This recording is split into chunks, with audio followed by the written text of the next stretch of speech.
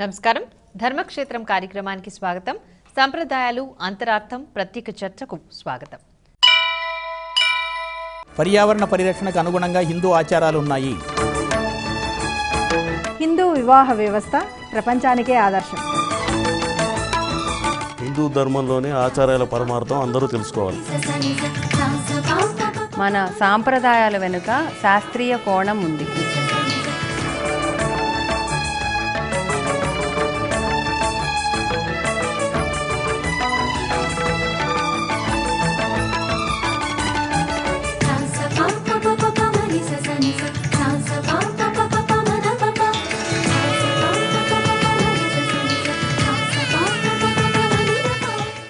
భారతీయ జీవన విధానాల్ని ఆలోచనల్ని నిర్దేశించేవి ఆచార సంప్రదాయాలు. మన ప్రతి ఆచారం వెనుక శాస్త్రీయ కోణాలతో పాటు ప్రకృతి నియమాలు కూడా దాగి ఉన్నాయి. ఈ నేపథ్యంలో హిందూ ధర్మంలో ఉన్న ఆచార సంప్రదాయాల అంతరార్థం ఏమిటో తెలుసుకునే ప్రయత్నం చేద్దాం.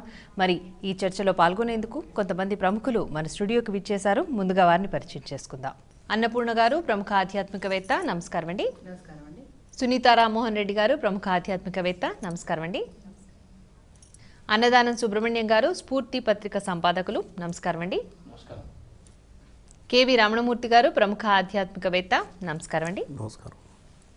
అన్నదానం సుబ్రహ్మణ్యం గారు, ముందుగా మీరు చెప్పండి, అసలు హిందూ ధర్మంలోని ఆచార సంప్రదాయాల యొక్క విశిష్ట లక్షణాలు ఏమిటి అంటారు? హిందూ ధర్మం ఎటువంటి లక్షణాలు చెప్తుంది అంటారు? విశ్వం యొక్క కళ్యాణాన్ని, విశ్వం యొక్క శ్రేయస్సును, విశ్వశాంతిని కోరుకునేటువంటిది కాబట్టి భారతీయ ధర్మం చాలా విశిష్టమైనటువంటిది. అందువల్లే ప్రపంచంలో ఈ రోజున హిందూ ధర్మాన్ని అనేక దేశాల వాళ్ళు స్వాగతిస్తున్నారు. రెండోది, సర్వే జనా సుఖినో భవంతు. ఇది హిందూ ధర్మం యొక్క నినాదం. ఒక విధంగా చెప్పాలంటే సత్యమేవ జయతే, ఇది హిందూ ధర్మంలో భాగం. ఎక్కడ ఉన్నప్పటికీ, ఏ దేశంలో ఉన్నప్పటికీ, ఏ మానవులైనప్పటికీ, ఏ జాతి అయినప్పటికీ కూడా సత్యం జయించాలి. ఇది కాదు అనేటువంటి వాళ్ళు ఎవరుంటారు? కాబట్టి ఇది ధర్మం యొక్క విశిష్టత. ప్రకృతిని తల్లిగా భావించడం అనేటువంటిది హిందూ ధర్మంలో ఉన్నటువంటి అత్యున్నతమైనటువంటి విశిష్టత అని చెప్పచ్చు. ఎందుకు చెప్తున్నాం అట్లా? మానవ ధర్మము, మానవ జీవనం అంతా కూడా ప్రకృతి మీద ఆధారపడి ఉంటుంది. ప్రకృతి సక్రమంగా లేకపోతే, ప్రకృతి స్వచ్ఛంగా లేకపోతే మానవ మనుగడ అనేటువంటిది ఉండదు.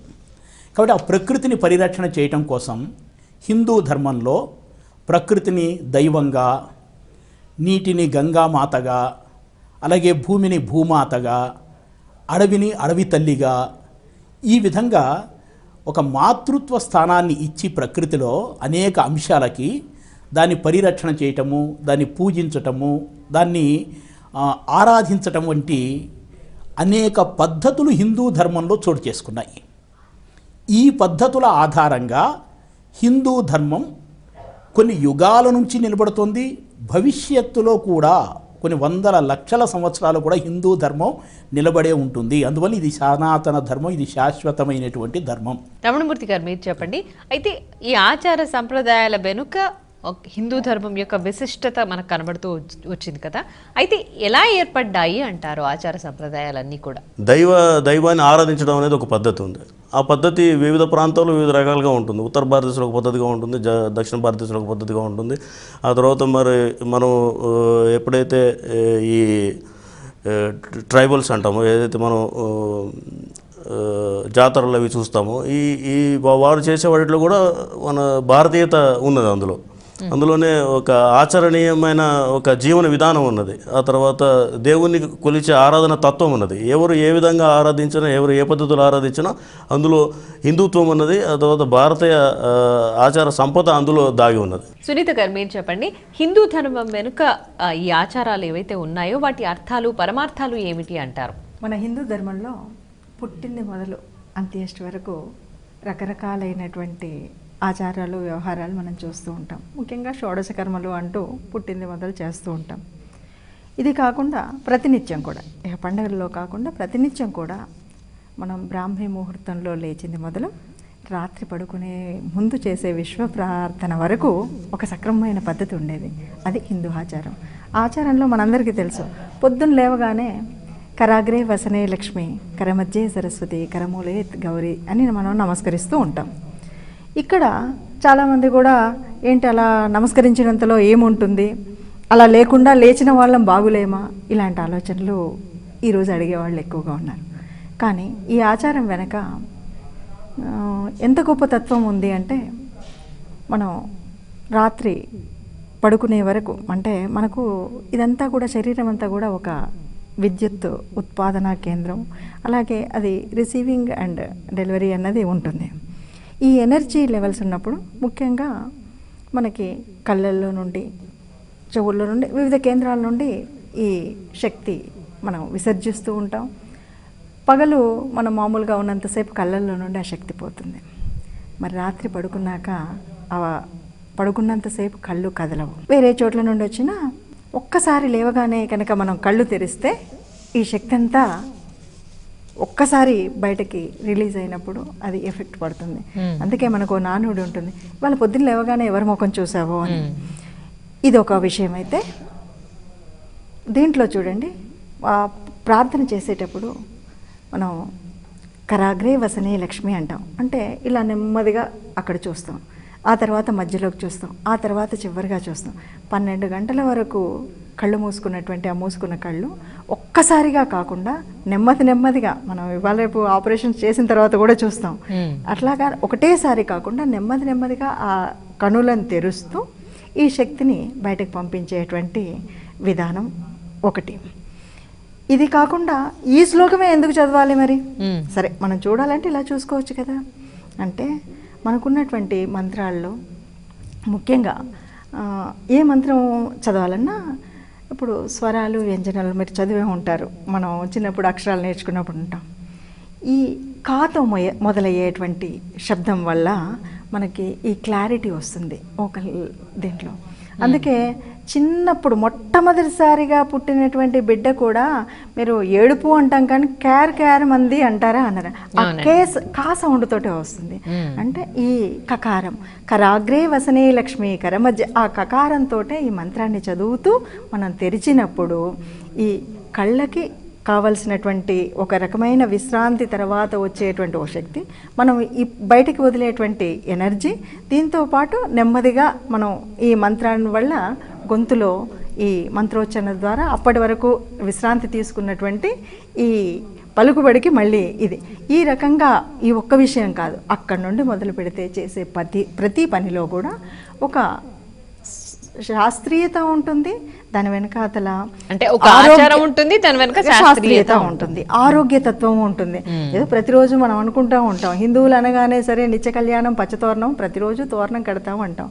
మనం ఆ తోరణం అనగానే కూడా మనకి ప్రాణవాయువుని అంటే కోసిన తర్వాత కూడా ప్రాణవాయువుని అందించగలిగినటువంటి ఆకునే తోరణంగా కడుతున్నాం. ఆ తర్వాత ఒకవేళ ఎండిన తర్వాత కూడా చేతికి అందుబాటులో ఉండడానికి మన పెద్దలు మనకి అందించినటువంటి ఒక గొప్ప మార్గం. ఆ మామిడి ఎండిపోయినటువంటి ఆ చివరిని తీసి కాస్త కాల్చి బూడిది చేస్తే అప్పటికప్పుడు కాలినటువంటి కానీ గాయాలైనటువంటి వాటిని కానీ వెంబటే తగ్గించగలిగే శక్తి ఉన్నటువంటి ఒక ఆయుర్వేద తత్వం కలిగినటువంటిది మామిడి తోరణం. అట్లాగే పసుపు కానీ, కుంకుమ కానీ, ఇంకేది కానీ, ఏ ఆచారం మనం చేస్తున్న ప్రతి ఆచారంలో కూడా ఒక శాస్త్రీయత ఉంది. అది సంప్రదాయంగా ఉండడంతో పాటు మనకు ఆరోగ్యాన్ని ఇస్తుంది. బాగుందండి. మీరు చెప్పండి, అంటే ఇప్పుడు హిందూ ధర్మం అనేది దేశవ్యాప్తంగా కనిపిస్తున్నా కూడా ప్రాంతాల వారీగా చూసుకుంటే ఈ ఆచార సంప్రదాయాలు అనేవి మనకు భిన్నంగా కనిపిస్తూ ఉంటాయి. ఎందుకు అంటారు? హిందూ ధర్మంలో సంస్కృతి ఉంటుంది, అంతర్భాగం. సంస్కృతి దేశం మొత్తానికి ఒక్కటే ఉంటుంది. చాలామంది భిన్న సంస్కృతులు అంటారు. భిన్న సంస్కృతులు లేవు భారతదేశంలో. సంస్కృతి ఒక్కటే, సంపూర్ణ భారతదేశాన్ని కలిపేటువంటిది ఆ సంస్కృతి.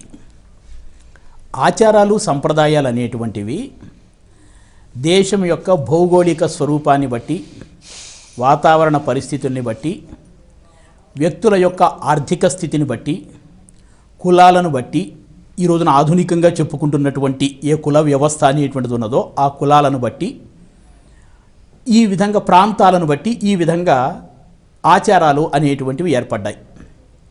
ఈ ఆచారాలు కూడా ఎంత ఆచరణ యోగ్యమైనటువంటిది కాబట్టి దాన్ని ఆచారము అన్నారు. ఏది ఆచరిస్తే యోగ్యత మంచి కలుగుతుందో, శుభం కలుగుతుందో, 10 మందికి మేలు కలుగుతుందో దాన్ని ఆచరణ, దాన్ని ఆచారము ఇందులో ఆచారము అనేటువంటిదే పూర్వకాలంలో ఉండేది.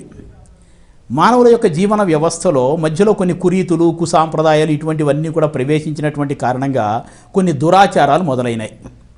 కాబట్టి ఆచారం ఏమైంది? ఆచారంలో కొన్ని దురాచారాలు వచ్చాయి. ఇది కాదు, శ్రేష్టమైనటువంటివి కూడా ఆచరించేటువంటి ఉన్నాయి కాబట్టి కొన్ని సదాచారములు అనేటువంటివి వచ్చాయి. కాబట్టి ఆచారంలో సదాచారం ఉన్నది, దురాచారం ఉన్నది. ఈ దురాచారాన్ని నిర్మూలించుకోవాలి. ఇది మన ఆచారం చెప్తూ ఉంటుంది. చెడుని ఎప్పుడూ కూడా ఆచరించవద్దు, ఇది మన ధర్మం చెప్తుంది. సత్ అంటే శ్రేష్టమైనటువంటిది ఏదైతే ఉందో దాన్ని మాత్రమే ఆచరించండి అని.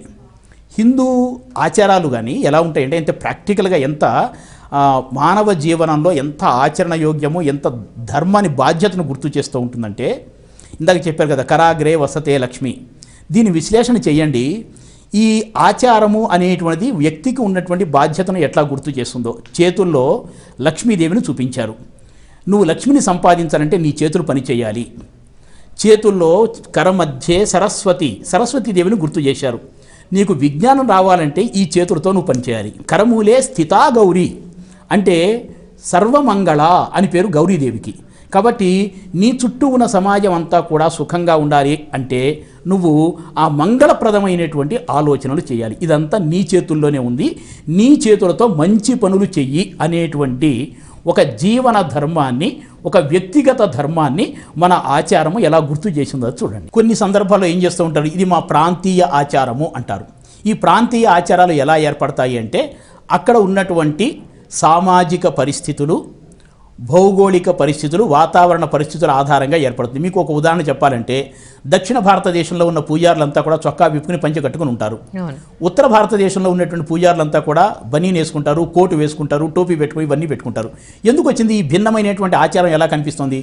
సంస్కృతి ఒక్కటే, ఆచారం భిన్నంగా ఎందుకు కనిపిస్తోందంటే ఉత్తర భారతదేశంలో వాతావరణ పరిస్థితులు చల్లగా ఉంటాయి కాబట్టి దానికి అనుగుణంగా, వాతావరణానికి అనుగుణంగా మానవ జీవనాన్ని రూపకల్పన చేసుకోవటము, ఈ ఆచారాన్ని పట్టిస్తే మానవుడికి మంచి కలుగుతుంది, మానవుడు సుఖంగా జీవించగలుగుతాడు. కాబట్టి అక్కడ ఉన్నటువంటి వాతావరణ పరిస్థితులకు అనుగుణంగా అక్కడ ఆచారం ఏర్పడింది, ఇక్కడ ఉన్నటువంటి వాతావరణ పరిస్థితులకు అనుగుణంగా ఇక్కడ ఆచారం ఏర్పడింది. అయితే ఆచారం అనేటువంటిది కూడా ఎక్కడ ప్రధానంగా ఉంటుందంటే లోకాచారము అనేటువంటిది చాలా ప్రసిద్ధమైనటువంటిది. యజ్జదాచరతి శ్రేష్ఠ, పెద్దలు గొప్పవాళ్ళైనటువంటి వాళ్ళు ఏది ఆచరిస్తే అదే శ్రేష్టమైనటువంటిదిగా భావించి మిగిలినటువంటి వాళ్ళందరూ కూడా దాన్ని అనుసరిస్తూ ఉంటారు. అది లోకాచారము. మూడోది, ఈ ఆచారాలలో ప్రధానంగా కులపరమైనటువంటి కొన్ని ఆచారాలు వస్తుంటాయి. వివాహాది వేడుకలు జరిగినప్పుడు లేదా మరొక ఏదైనా శుభకార్యాలు జరుగుతున్నప్పుడు ఆ కులంలోనో, ఆ వంశంలోనో, ఆ కుటుంబంలోనో ఉన్న పెద్దవాళ్ళు కొన్ని పద్ధతులని ఇలా చేస్తే మంచిది, ఇలా చేస్తే మంచిది, ఇలా చేస్తే మంచిది అని చెప్పుంటారు అప్పటి పరిస్థితులకు అనుగుణంగా. కాబట్టి దానికి అనుగుణంగా ఆ వంశాలలో అదే పద్ధతిని నేటికి కూడా పాటిస్తూ ఉంటారు. ఏది ఏమైనప్పటికీ ఒక ఆచారం వల్ల చెడు జరుగుతున్నప్పుడు దానిని వదిలివేయటం అనేటువంటిది సదాచారం. అన్నపూర్ణ గారు, మీరు చెప్పండి. అంటే కొంతమంది వీటిని మూఢనమ్మకాలు అని, ఆచార సంప్రదాయాల విషయంలో కొంచెం విమర్శలు వెల్లవెత్తుతూ ఉంటారు కదా, అలాంటి వారికి అసలు ఈ ఆచారాల వెనుక ఉన్న శాస్త్రీయత తెలిసి మాట్లాడతారు అంటారా? ఏమంటారు? ప్రతి ఒక్క గుడికి ఒక రకమైనటువంటి పాజిటివ్ ఎనర్జీ ఉంటుంది. అది ఏమిటి అంటే, ఫర్ ఎగ్జాంపుల్ తిరుమల తిరుపతి దేవస్థానమే తీసుకుందాం. వెంకటేశ్వర స్వామి కొన్ని కోట్ల మందికి ఆరాధ్య దేవం. ఆయన ఏం చేస్తారు, ఆయన దగ్గరికి వెళ్ళి మొక్కులు తీర్చుకోవాల్సిన అవసరం ఎంత దూరం నుంచి అన్నా వచ్చి, అబ్రాడ్ నుంచి కానీ అమెరికా నుంచి కూడా వాళ్ళు మొక్కుకొని ఇక్కడికే వచ్చి తలనీలాలు సమర్పించుకొని ఆయనకి అన్ని ముడుపులు చెల్లించుకుంటూ ఉంటారు. ఎందుకంటే అక్కడ ప్రతిష్ఠించినటువంటి ఒక రకమైనటువంటి యంత్రాన్ని, ఆ పవర్ఫుల్ యంత్రము అక్కడ పాజిటివ్ ఎనర్జీని క్రియేట్ చేస్తుంది. కాబట్టి అట్రాక్షన్ వల్ల, శాస్త్రీయ పరంగా కూడా, సైంటిఫిక్ రీజన్స్ వల్ల కూడా అది అక్కడికే అందరూ వెళ్ళగలుగుతున్నారు. ఇప్పుడు సైంటిఫిక్గా అందరూ, ఎంతోమంది సైంటిస్టులు వెళ్తున్నారు, రాజకీయ నేతలు వెళుతున్నారు. అందరూ ప్రపంచంలో ఎవరు నేను నువ్వు అని కాకుండా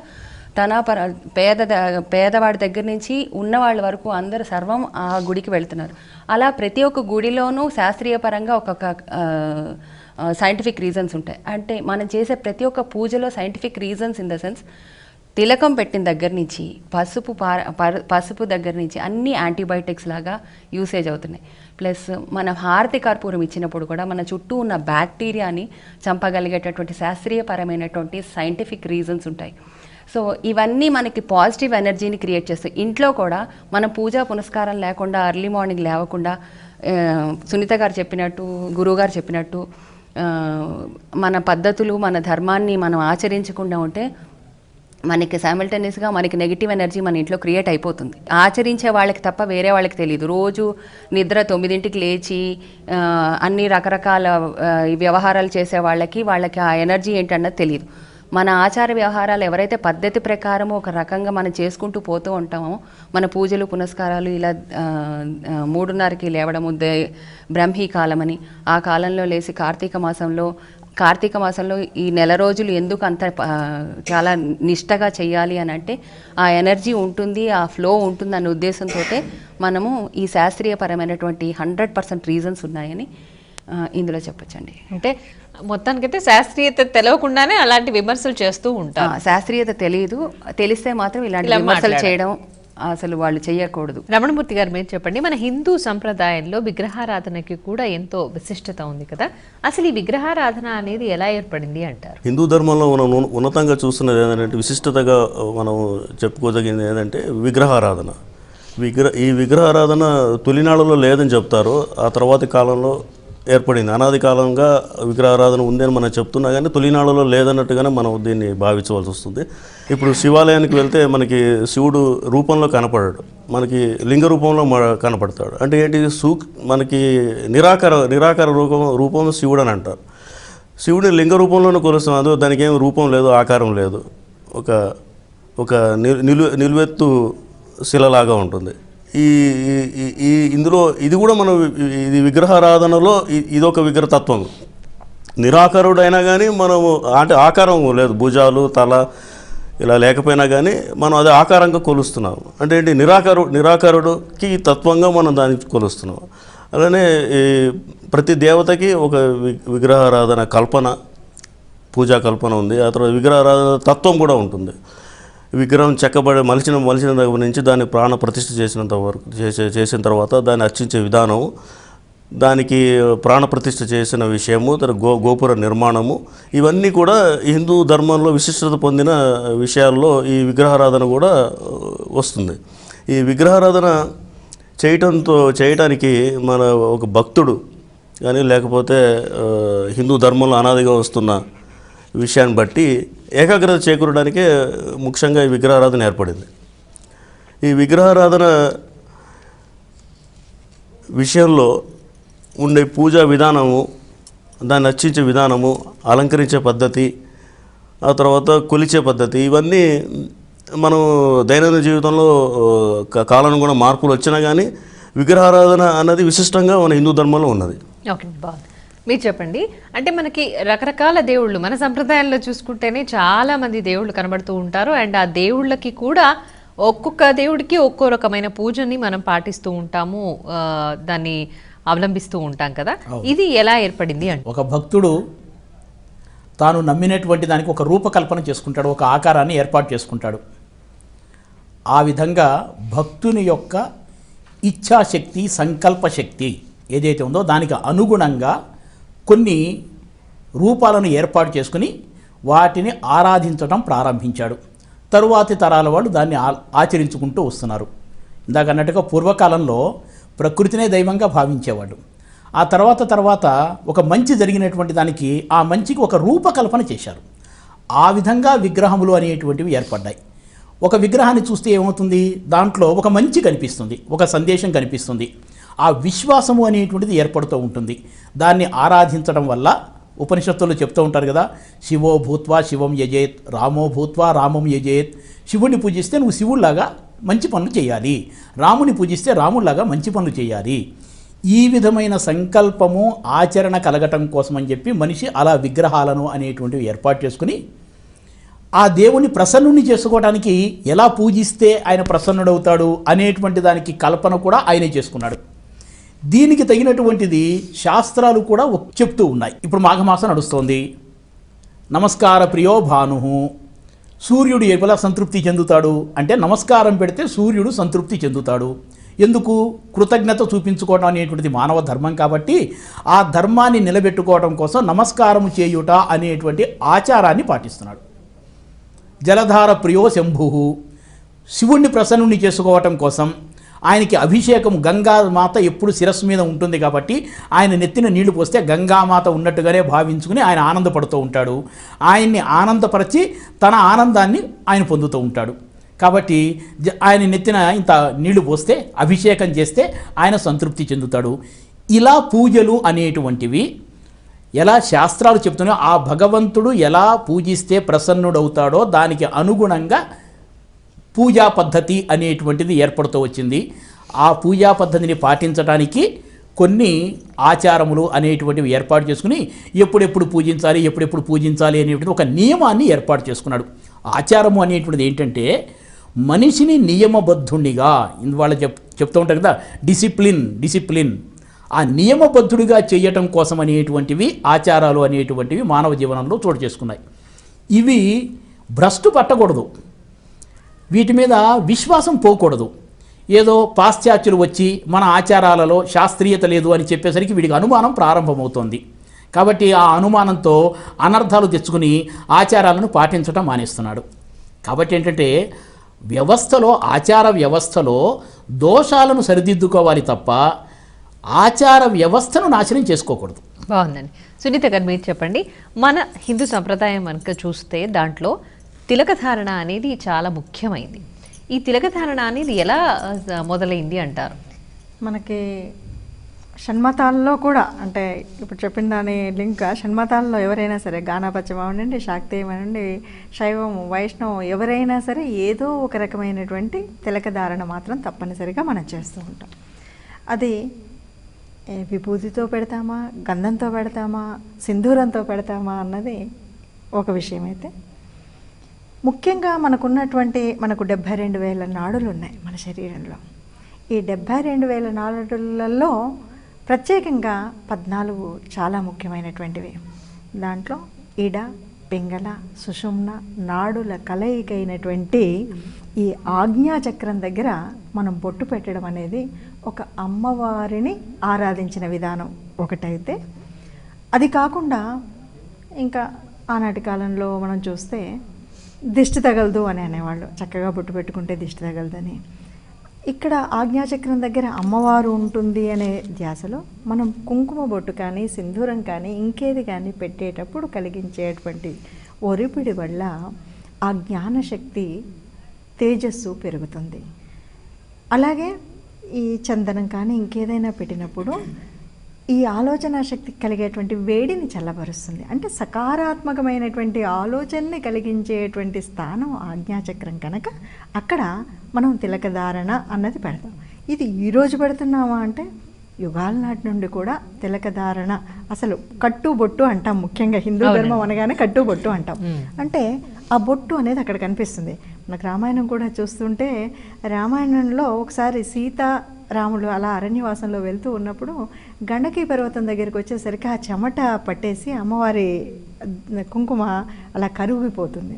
అప్పుడు రాముడు గబగబా ఆ గండకి చూర్ణాన్ని తీసి అమ్మవారికి దిద్దుతారు. అంటే ఆ తిలకం అన్నది తప్పనిసరిగా అక్కడ ఆ స్థానంలో ఉండాలి అని. అదొకటే కాదు, ముఖ్యంగా మనం హైందవ తత్వంలో బొట్టు ఒకటి అని మనం ఎప్పుడు చెప్పుకుంటాం. పసుపు కుంకుమ అని చెప్పేటువంటి దాంట్లో ఒక భాగం కుంకుమ. ఈ కుంకుమ దేంతో తయారు చేస్తున్నారు అంటే పవిత్రమైనటువంటి పసుపురాలనే కుంకుమతో. కాబట్టి ఇది 35 లక్షణాలకు మూలమైనటువంటి ఒక పదార్థంతో, ఎక్కడైతే దేవీతత్వం అని చెప్తున్నామో, ఆజ్ఞాచక్రం ఆలోచనకు మూలం అంటున్నామో, అక్కడ ఒరిపిడి కలిగించినప్పుడు ఏ ఇడా పింగళ అంటే సూర్యనాడి చంద్రనాడి ఈ రెండు కలయికలు ఉంటాయి. అందుకే ఈ ప్రాంతం ఎంత పవిత్రమైందంటే ఒక పెళ్లి చేయాలన్నా కూడా బాసికం ఆ లలాటం మీదే కడతారు.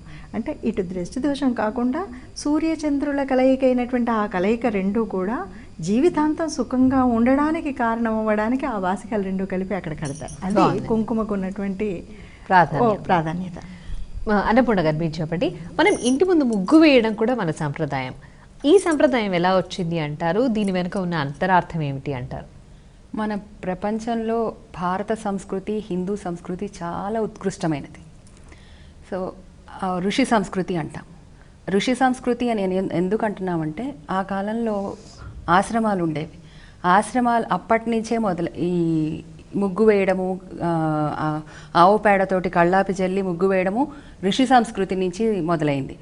సో ఇప్పటి కాలం నుంచి కాదు, మన పురాతన కాలం నుంచి స్టార్ట్ అయింది. కాబట్టి ఆ విధమైనటువంటి ఇది, దానివల్ల సైంటిఫిక్ రీజన్ కూడా ఇందులో కూడా మళ్ళీ సైంటిఫిక్ రీజన్ ఉంటుంది. ఏమిటి అంటే ఇంటి ముందు ఆవు పేడతోటి కనుక మనం కళ్ళాపి చల్లి ఆవు పేడ మన ఇంటి ముందు ఎటువంటి క్రిమికీటకాదులు ఇంట్లోకి రాకుండా కాపాడడానికి ఒక పెద్ద అదైనటువంటి శాస్త్రీయమైనటువంటి ఒక మంచి రీజన్. ఔషధ గుణాలు ఎన్నో ఉన్నాయి ఆవు పేడలు. ఆవు పంచకంలో చాలా ఔషధ గుణాలు ఉన్నాయి. ఆవు పేడ వల్ల కూడా చాలా ఉపయోగాలు ఉన్నాయి.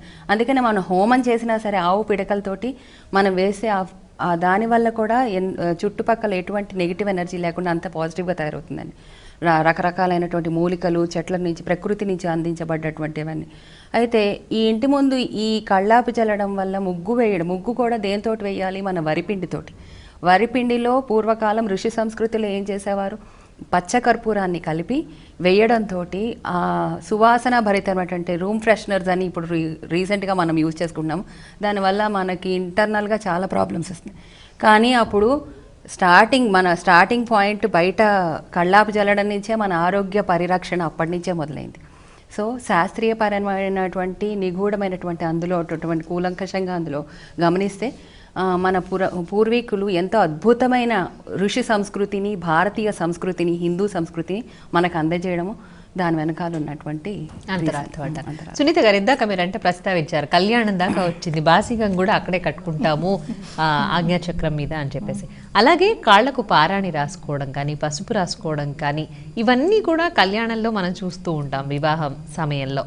ఇవన్నీటి వెనుక ఉన్న అంతరార్థం కానీ, శాస్త్రీయత కానీ ఏముంది అంటారు? వివాహం అనగానే మనం ఎక్కడో ఉన్న అమ్మాయిని ఇక్కడికి తెస్తాం. అంటే రెండు వేరు మనసులు, వేరు కుటుంబాలు. ఈ కుటుంబాలు కలవాలి, వేరు మనసులు ఒకటిగా బతకాలి. అందుకని ఇక్కడ వివాహము అనగానే పవిత్రము, మనం శుభ లక్షణాలు కలిగినటువంటివే ఇక్కడ కనిపిస్తాయి. పసుపు కానీ, కుంకుమ కానీ.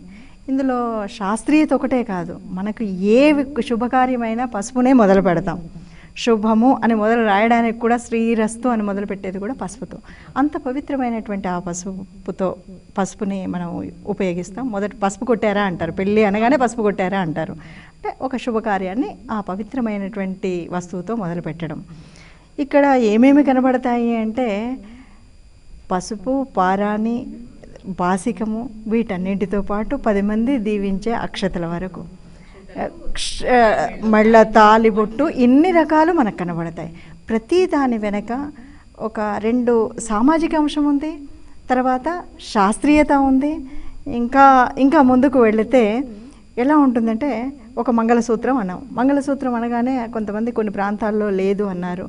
లేదు అన్నా ఉన్నా అన్నా మనకు రామాయణం కనుక చూస్తే, రామాయణ కాలానికి హరిశ్చంద్రుడికి కథ మనందరికీ తెలుసు. ఆ మంగళసూత్రాన్ని చూసే తర్వాత భర్తాన్ని గుర్తుపట్టగలిగింది చంద్రమతీదేవి. అంటే ఆ కాలం నుండి కూడా మంగళసూత్రం ఉంది అని అర్థం. దాంట్లో 2 సూత్రాలు ఉన్నాయి. ఒకటిది పుట్టింటిది, ఒకటి మెట్టింటిది.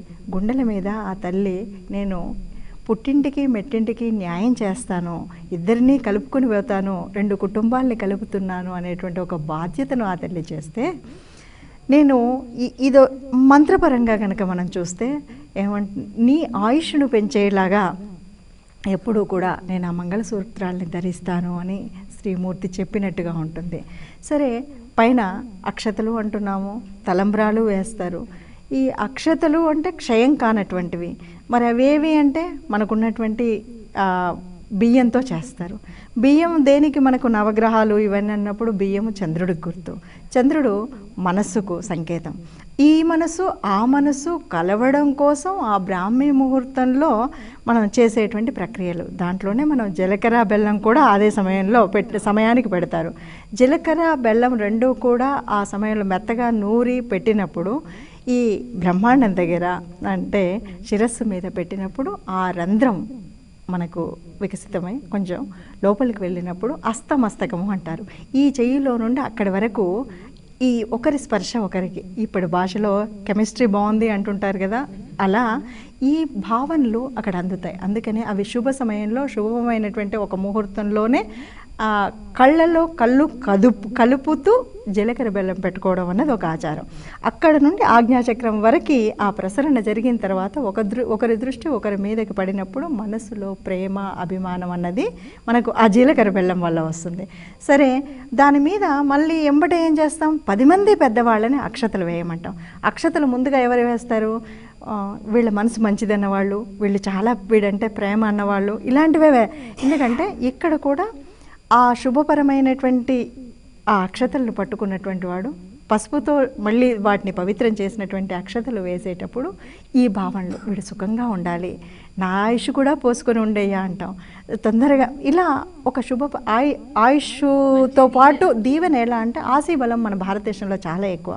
ఈ ఆశీబలం ఎలా అందుతుందంటే మనం అక్కడ వేసేటువంటి మనస్సుకు అందేలాగా శిరస్సు మీద వేస్తున్నాం. ప్రతిదానికి ఒక శాస్త్రీయత, అంటే దాంట్లో అంతరార్థంగా తప్పనిసరిగా లింక్ ఉంది. అది లేకపోతే ఏం కాదా, మనం అక్కడ ఏదో మాలలు మార్చుకుంటే పెళ్ళి కాదా అంటే అది పెళ్ళే, అది ఎన్ని రోజులు ఉంటుందన్నది కాదు. పెళ్ళిలో ఈ లక్షణాలన్నీ పెద్దలు మనకు మార్గదర్శనం చేయడం కోసం పెట్టి కొన్ని చెప్పారు, కొన్ని ఇదిరా బాబు ఇది ఆచారం ఇలా చెయ్యండి అన్నారు. ఆ ఆచారం వెనుక ఉన్నటువంటి అంతరార్థం అన్నింటికీ వివరించకపోయినా పసుపు కానీ, పారాణి కానీ, మంగళసూత్రాలు కానీ, మట్టెలు కానీ మనకున్నటువంటి నాడీ వ్యవస్థలో ముఖ్యంగా ఆ 2వ వేలికి వేయడానికి చాలా గొప్ప కారణం ఉంది. ఏదైతే మనకు కామ్యపరమైనటువంటి కోరికలకు అదొక బందీగా ఉంటుందని. అంతేకాదు అసలు ఈ సూత్రాలు కూడా పసుపు కొమ్ము, దాని తర్వాత బంగారాన్ని వేస్తూ ఉంటారు.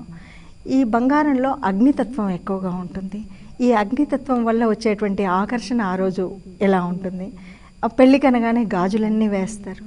ఈ గాజుల వల్ల ఇక్కడ మనకి మణికట్టు దగ్గర వేసినప్పుడు ఈ నాడీ వ్యవస్థకి గర్భ వ్యవస్థకి సంబంధం ఉన్నటువంటి వ్యవస్థ, శాస్త్రీయపరంగా నిరూపించబడినటువంటి వ్యవస్థ. ఇన్ని రకాల, అంటే కొత్తగా అప్పుడే కుమారిగా ఉన్న, కన్యగా ఉన్న అమ్మాయి ఒక ఇల్లాలుగా మారబోవడానికి సంసిద్ధం చేయడం కోసం వేయించేటువంటి గాజులు, వేయించేటువంటి అక్షితలు, ఒకరికొకరు వేసుకునేటువంటి తలవాళ్ళు, ఇవన్నీ కూడా ఏంటంటే ఒకరికొకరు అప్పటి వరకు ఇంతవరకు తెలియనటువంటి ఓ మనసును ఇంకో మనసు ఆకర్షించడానికి, ఆకర్షణతో పాటు ఒక అనునయమైనటువంటి సంబంధాన్ని కలుపుకోవడానికి. అందుకే పాణిగ్రహణం అన్నా కూడా ఆ సమయంలో స్పష్టంగా అలా పట్టుకున్నప్పుడు, కళ్ళల్లోకి చూస్తున్నప్పుడు ఒకరి గుణాలు ఒకరిలోని మనసులు ఒకరికి అందుతూ ఉంది. అందువల్ల ఈ వివాహ వ్యవస్థ అన్నది భారతీయ వివాహ వ్యవస్థను మించినటువంటిది ఇంకొకటి లేదు. అయితే ఒకవైపు ఈ విధంగా ఉన్న పరిస్థితుల్లో ఇంకోవైపు మూఢనమ్మకాలు కూడా కనబడుతున్నాయి. అయితే సంప్రదాయాలు, మన ఆచారాలకి మూఢనమ్మకాలకి మధ్య వ్యత్యాసం ఏంటి అంటారు? ఇప్పుడు మనం నిజంగా చూసినట్టయితే ఆచారాలలోనే దురాచారాలు కనబడుతున్నాయి. ఆ దురాచారాలని ఇంకా మనం గట్టిగా ఆపాదించుకొని మళ్ళీ చేస్తూ పోతే అది ఒక మూఢనమ్మకంలాగా మారిపోతుంది. ఏదైతే దురాచారంగా పరిగణించబడుతున్న దాన్ని ఇదే నిజమైన ఆచారం అని చెప్పి దాన్ని పట్టుబట్టి దాన్ని చేయటం వల్ల అదొక మూఢనమ్మకంగా మారిపోతుంది. అది ప్రజల మీద బలవంతంగా రుద్దబడినట్టు అవుతుంది. దీనివల్ల ధర్మానికి కష్టం, కానీ అది ఆచరించేవాడికి ఈ మూఢనమ్మకాలు ఏదైతే నిజమైన ఆచారం అని చెప్పి చేయటం వల్ల ఆచరించే ధర్మం పెడదారి పడుతుంది. కాబట్టి ఆచారం ఏంటి, సదాచారం ఏంటి, దురాచారం ఏంటి, మూఢనమ్మకం ఏంటి, ప్రతి ఒక్కటి తెలుసుకొని దేనికి వాటికి బేరీజు వేసుకుంటూ నడుచుకోవాలి. అన్నదానం గారు మీరు చెప్పండి. అంటే రమణమూర్తి గారు ఇందాక చెప్పారు, సదాచారం అంటే ఏంటో, దురాచారం అంటే ఏంటో తెలుసుకోవాలి, దానికి అనుగుణంగా మలుచుకోవాలి, అప్పుడు కానీ మూఢనమ్మకాల వైపు వెళ్లకుండా ఉంటుంది అని. అది తెలుసుకునే పరిస్థితి ఎలా ఏర్పడుతుంది అంటారు? ఏది సదాచారము, ఏది దురాచారము, ఇది మూఢనమ్మకము అని ఎట్లా తెలుసుకోవచ్చు అంటారు? సదాచారాలు సాధారణంగా మన ప్రాచీన గ్రంథాలలో కొన్ని చెప్పబడి ఉంటాయి. దానికంటే కూడా విశిష్టత ఏమిటంటే పరంపరాగతంగా వస్తూ ఉంటాయి, వారసత్వానికి అనుగుణంగా వస్తూ ఉంటాయి. కుటుంబ పెద్దల నుంచి ఇవి సంక్రమిస్తూ ఉంటాయి, చెప్తూ ఉంటారు. ఆ కారణంగా వచ్చేటువంటి ఆచారాలు ఏవైతే ఉన్నాయో అవి సదాచారాలు. మధ్యలో దురాచారాలు ఎందుకు వస్తూ ఉంటాయి? చారిత్రక ఆధారాలను బట్టి చూసినప్పుడు విదేశీయుల పరిపాలన మన భారతదేశంలో ప్రవేశించిన తర్వాత సమాజ విచ్ఛిన్నము అనేటువంటిది వాళ్ళ యొక్క ప్రధానమైనటువంటి లక్ష్యంతో కావాలని కొన్నిటిని ప్రవేశపెట్టారు. మీ సంస్కృతులు వేరు, మీ జీవన పద్ధతులు వేరు, మీ ఆచారాలు వేరు, మీరంతా ఒక్కటి కాదు, ఈ విధంగా చెప్తూ వచ్చినటువంటి కారణంగా కొన్ని ఆచారాలు భిన్నమైనాయి. వాస్తవాన్ని కప్పిపుచ్చి వాస్తవాన్ని తెలుసుకోకుండా చేసి అవాస్తవమైనటువంటి వాటిని అన్నింటినీ కూడా ప్రవేశపెట్టారు. రెండోది, మానవుల యొక్క మేధస్సు కూడా దాంట్లో ఏది మంచి ఏది చెడు అనేటువంటి విశ్లేషణ చేసుకునేటువంటి స్థితికి రాకుండా తన యొక్క విశ్వాసమనో లేకపోతే తనకి ఫలితం కలగాలనో ఒక విధమైనటువంటి ఒక తొందరపాటు కావచ్చు. ఎలా ఉంటుందంటేనండి, అగ్గిపుల్ల గీస్తే వెంటనే ఫలితం కలుగుతుంది, ఒక విత్తనం నాటితే వెంటనే ఫలితం కలుగుతుందా? కలగదు. ఈ విధమైనటువంటి ఒక తొందరపాటు కారణంగా మనిషి ఆచారాన్ని ఏం చేస్తున్నాడు? అత్యాశకు పోయో దురాశకు పోయో మితిమీరినటువంటి ఆలోచనతోనో పరిధులను మించి ఆలోచన చేసుకుని దాన్ని దురాచారంగా సంక్రమింపచేస్తున్నాడు.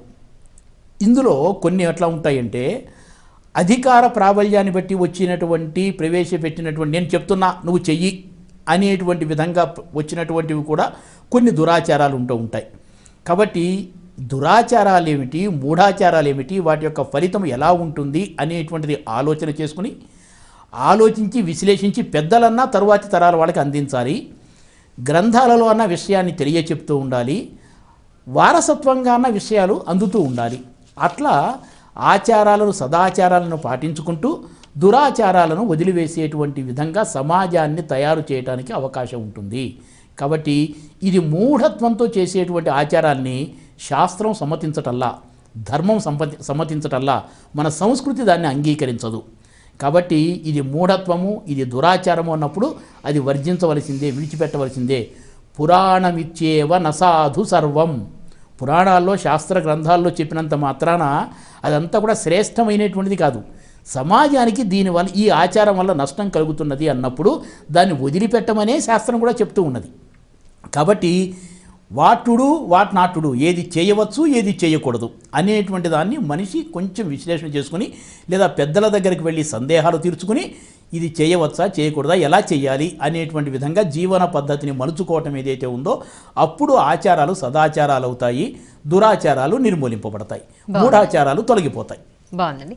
సునీత గారు మీరు చెప్పండి, మన భారతీయ జీవన విధానాన్ని నిర్దేశించిన ఈ ఆచార సంప్రదాయాలు నేటి తరానికి తెలుస్తున్నాయి, అర్థమవుతున్నాయి అంటారా?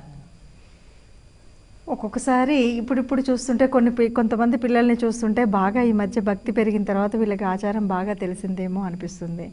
కొత్తగా చెవులు కుట్టిస్తుంటే ఓహో పూర్వకాలంలో మన పెద్దవాళ్ళు చెవులు కుట్టించేవాళ్ళు కదా అలాగనే, కానీ మళ్ళీ కాసేపు ప్రశ్నించుకుంటే వీడికి అర్థమయ్యి కాదు, కాస్త వెర్రి తలకెక్కి ఇలాంటి పనులు చేస్తున్నాడు అనిపించేటటువంటి ఆ చెవులు కుట్టడాలు కానీ జుట్టు పెంచడం కానీ. ఒకప్పుడు కట్టు పొట్టు అన్నప్పుడు మగవాళ్ళకి కూడా జుట్టు ఉండేది, చెవులకు పోగుండేది. కానీ వీడు ఆచార ప్రకారంగా చేస్తున్నటువంటి జుట్టు కాదు, ఈ ఆచారాన్ని పాటించడం కోసం చేసేటువంటిది కాదు, ఇది ఫ్యాషన్ ప్రపంచంలో చేస్తున్నటువంటిది. దీనికి మనం ఏ రకంగా అంటే అసలు మన ఒరిజినల్గా ఉన్నటువంటి శాస్త్రీయత ఏంటి, ఆ గ్రంథాన్ని మన పెద్దవాళ్ళు చదివారా, చదివిన వాళ్ళకి ఈనాటి కాల పరిస్థితుల్లో సమయం ఉందా, ఆ సమయం ప్రకారంగా ప్రతినిత్యం అంటే మరి ఇద్దరం ఉద్యోగాలు చేస్తున్నాం, ఈ ఉద్యోగాలు చేసినప్పుడు ఉన్న సమయాన్ని వినియోగించుకొని మన ఆచార వ్యవహారాలన్నీ సక్రమంగా మనం పాటిస్తూ మన పిల్లలకి చెప్పగలుగుతున్నామా? చాలా వరకు చేయలేకపోతున్నాం. మరి సదాచారము అనేటువంటిది ఒక పుస్తకంలోనే ఉండేది మనకి, మరి ఇప్పుడు ఆ పుస్తకాలు మన పాఠ్యాంశాల్లో ఉన్నాయా? ఉంటే మనం చెప్పగలుగుతున్నామా? అది ఆంగ్ల మాధ్యమాల్లో అంతవరకు రాకపోవచ్చు, ఉన్న తెలుగులో అంతవరకు ఉందా లేదా? ఇవన్నీ మనల్ని మనం ప్రశ్నించుకోవాల్సినటువంటి సమయం.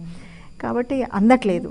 అందాలి అంటే ఒక్కసారి మన ప్రాచీన వైభవం ఒకటే కాదు, కొన్ని దురాచారాలు ఉండొచ్చు, అంటే కొన్ని తెలియనటువంటి మూర్ఖత్వంలో కూడా కొన్ని మనం అలా ముందుకు వెళ్తున్నటువంటి ఉండొచ్చు. ఇది ఎప్పుడూ కూడా ధర్మం అనేది ఒక ప్రవహించే నది లాంటిది, ఎప్పుడూ కూడా అందులో చెడు కొట్టుకుపోతూనే ఉండాలి, మంచి కలుస్తూనే ఉండాలి.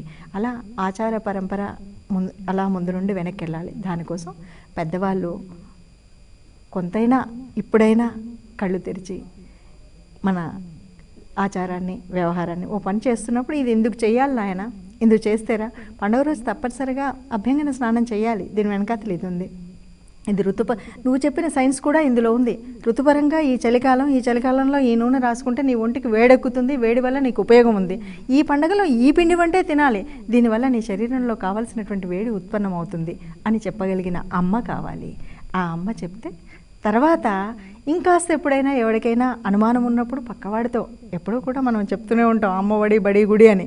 మరి ఈ అమ్మఒడిలో బయటకు వచ్చిన తర్వాత మాట్లాడుకోవడానికి వీలుగా ఉండాలి, ఆ బడిలో అందాలి, సమాజంలో పిల్లలు స్నేహితులు వీళ్ళందరితో అందితే కనుక తప్పనిసరిగా ఆ సంస్కృతి మళ్ళీ ముందుకు వెళ్తుంది. అలా వెళ్ళాలని మనం అందరం ఆశపడాలి. మరి భావితరాలకు మన ఈ ఆచార సంప్రదాయాలన్నీ కూడా అందించబడాలి, వాళ్ళకి అర్థం కావాలి అంటే ఏం చేయాల్సిన అవసరం ఉంది అంటారు? భావితరాలకి ఈ హిందూ సాంప్రదాయం కానీ భారతీయ సాంప్రదాయం కానీ మన సంస్కృతి కానీ వాళ్ళకి అందించాలంటే వారి పెద్దలు ఎలా పాటించాలి దాన్ని చూసే పిల్లలు నేర్చుకుంటారు. భావితరాలు అంటే ఇన్ ద సెన్స్ మన పిల్లలు. సో పెద్దలను బట్టే పిల్లలు కూడా వ్యవహారం మొదలవుతుంది. పెద్దలే సరిగ్గా చేయకపోతే పిల్లలు కూడా అదే విధంగా వాళ్ళ బాటనే నడుస్తారు. అదే పెద్దలే మనమే ఆచరించి మన ఆచారాల ప్రకారం మనం ఎంత సిస్టమేటిక్గా ఉన్నాము, తెల్లవారుజామున లేవడం కానీ మంచి పనులు చేయడం కానీ పిల్లలకి సాంప్రదాయాన్ని సంస్కృతిని నేర్పించడం కానీ ప్రతి ఒక్క విషయంలోనూ వాళ్ళకి చేదోడు వాదోడుగా ఉండి వాళ్ళ భవిష్యత్తుకి మనము మంచి పునాది వేస్తే కనుక కంపల్సరీ పెద్దల్ని బట్టే పిల్లలు కూడా అనుసరిస్తూ ఉంటారు. అది మాత్రం చాలా 100% ష్యూర్. పెద్దలతోటే పిల్లలు మారుతారు. పెద్దలు మనము సాంప్రదాయబద్ధంగా ఉంటే ఆటోమేటిక్గా పిల్లల్లో కూడా ఆ చేంజ్ ఎన్వైరన్మెంట్లో వస్తుంది.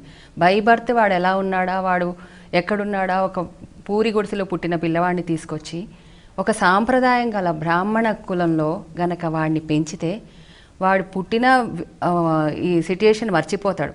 వాడు పెరిగిన వాతావరణం వాడికి ఆ పద్ధతిని అంతా నేర్పిస్తుంది.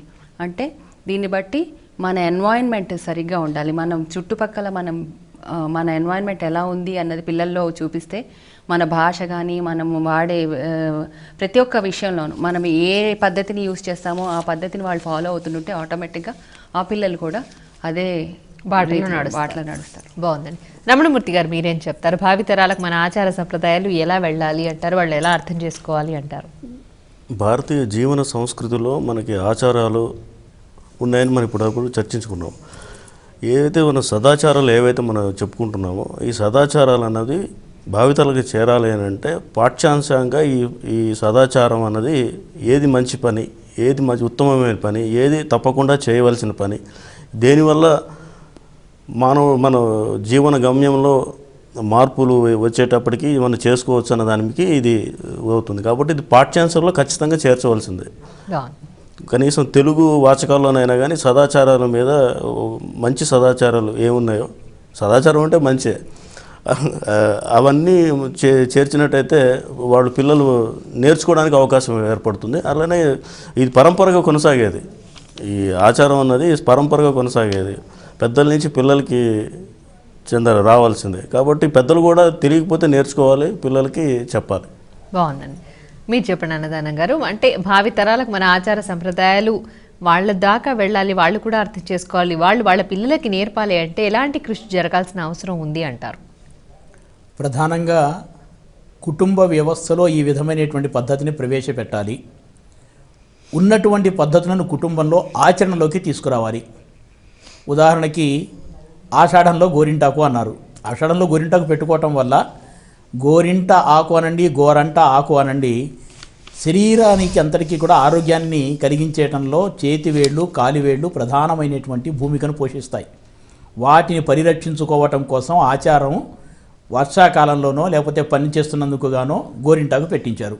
ఇది ఎందుకు పెట్టిరుతున్నారు అనేటువంటి దాంట్లో ఉన్నటువంటి విషయాన్ని, తత్వాన్ని తెలియచెప్పాలి. రెండోది ఏంటంటే పెద్దల మాట అది చద్ది మూట. పెద్దలు చెప్పారు కాబట్టి ఇన్ని రకాలుగా ప్రశ్నించకల్లా అనుభవాన్ని రంగరించుకుని వాడు చెప్పినటువంటి అనేక మాటలను విశ్వసించాలి. ఇది ఏమిటి, ఎందుకు, ఇప్పుడు బయటవాడు ఏదో చెప్తున్నాడు అదే నిజమేమో అని చెప్పి ఆ భ్రమలో పడిపోవటంలా నీ తల్లి, నీ తండ్రి, నీ తాత, నీ ముత్తాత, నీ వంశస్థులు, నీ పూర్వీకులు, నీ పూర్వజులు వీళ్ళంతా చెప్తుంటే నీకు నమ్మకం కలేదా? కాబట్టి ప్రజలలో ఈ అనుభవంతో చెప్పినటువంటి విషయాలను విశ్వసించేటువంటి రీతిలో దీన్ని నీ తెలివితేటలతో విశ్లేషణ చేయండి. దీంట్లో ఉన్నటువంటి ఆచారాలు, ఆరోగ్య పద్ధతులు, అలాగే శాస్త్రీయమైనటువంటి దృక్పథాన్ని దీన్ని తీసుకుని ఆచరించేటువంటి విధంగా కుటుంబ వ్యవస్థ అనేటువంటిది ప్రధానం కావాలి. చక్కగా ఉందండి. మీరందరూ కూడా మన ఆచార సంప్రదాయాలు వాటి వెనుక ఉన్న అంతరార్థం గురించి చాలా చక్కగా తెలియజేశారండి. ధన్యవాదాలు. చూసారు కదండి, సంప్రదాయాలు అంతరార్థం ప్రత్యేక చర్చని మరో చక్కటి కార్యక్రమంలో మళ్ళీ కలుసుకుందాం. అంతవరకు సెలవు. నమస్కారం.